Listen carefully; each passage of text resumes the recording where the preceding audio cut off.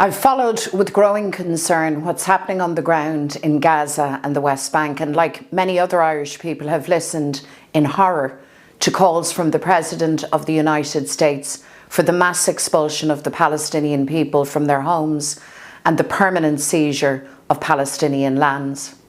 Such an approach is a fundamental breach of international law, is deeply destabilising in the Middle East, and a dangerous departure from the UN position of peace and security for both Palestinians and Israelis, and the right of Palestinians to self-determination. The ties between Ireland and the United States are historic and run deep.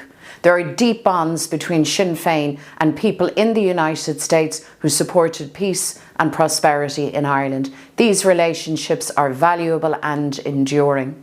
The US is a valued friend of Ireland. Their work in helping to achieve the Good Friday Agreement stands as a clear example of successful US foreign policy.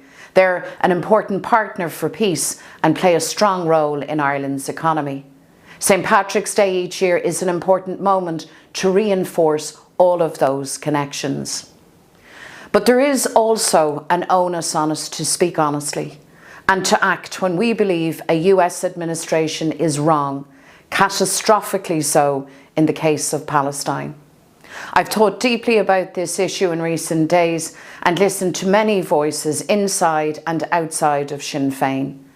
I've made the decision not to attend the event in the White House this year as a principled stance against the call for the mass expulsion of the Palestinian people from Gaza, something which I believe demands serious dissent and objection. The only route to peace and security is a permanent ceasefire, followed by a negotiated settlement that guarantees peace and security for both Palestinians and Israelis through a just and sustainable two-state solution. That should be the position of the United States. Sinn Féin will continue to engage with the US administration at various levels, with Friends of Ireland on Capitol Hill, with the trade union movement and business leaders both in the United States and right across Ireland. We'll continue our relentless work for a future of peace, progress, stability and prosperity. An Taoiseach will attend the White House for his bilateral engagement with the United States President. It is he who represents the Irish people and will have the opportunity to speak on behalf of Ireland when he meets the American President. He must use this opportunity to reflect the view of the Irish people in relation to Palestine, in support of international law, and to reject threats for the mass expulsion of Palestinian people and seizures of their land.